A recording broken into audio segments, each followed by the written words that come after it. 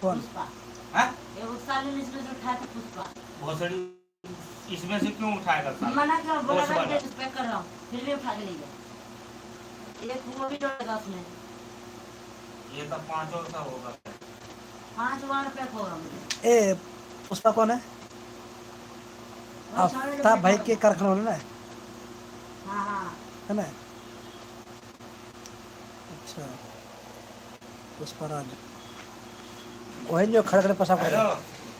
अरे 3-4 गो खानवा कम पड़तो बता।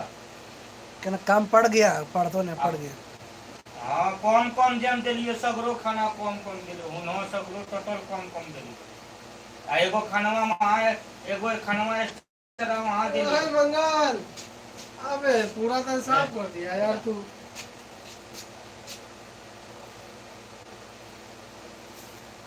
सालन डालो ना उसमें, सालन डालो ना रे, सालन डाल, सालन डाल ना उसमें।